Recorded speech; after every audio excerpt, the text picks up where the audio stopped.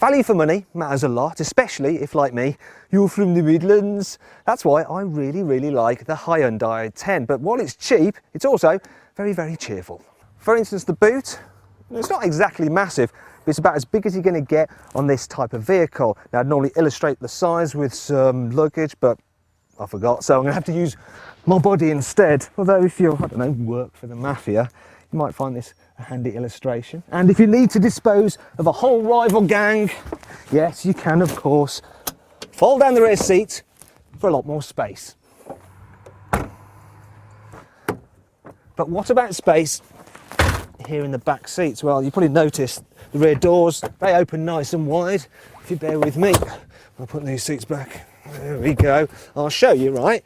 One full-size adult male. Off it. Headroom's okay, and so's knee room.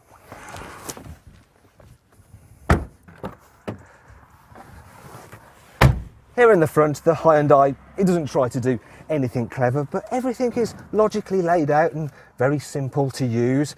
Build quality, it's fairly robust, and that's something that's backed up by a 5-year warranty. As for standard equipment, it's extremely generous. Even the base level model gets air conditioning and even a USB interface for your MP3 player. That's something you don't even get on lots more expensive cars. One of the great things about the i10 is just how easy it is to drive.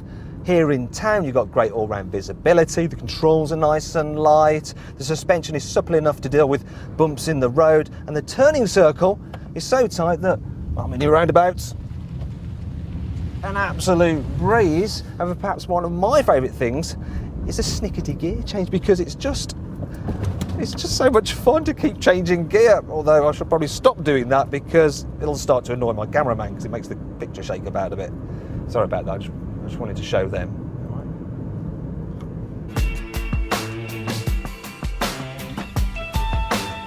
Now, you expect a city car to be able to hold its own in town. The i10 also impresses on a twisty road. I mean, admittedly, the steering is not really very responsive, and the front tyres are about as thick as those on my mountain bike, but it's light, it's agile, and it's nimble, and as a result, it's a bit of a laugh, and you end up driving around looking at other people going, your car's more expensive than mine, but mine is more fun.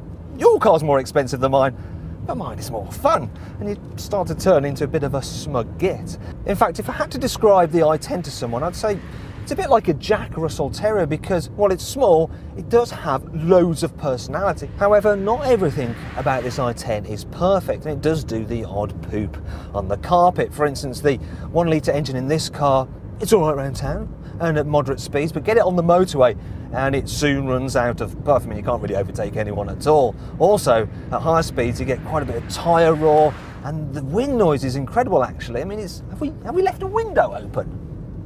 I don't seem to have done.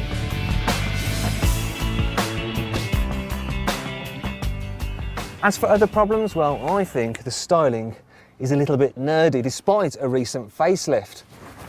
Also, it's a little bit dark and dingy here on the inside. There's just far too many hard, brittle plastics, and even the steering wheel on this car is so coarse that after a while it could make your hands bleed. There's very little adjustment in it as well. Look at that.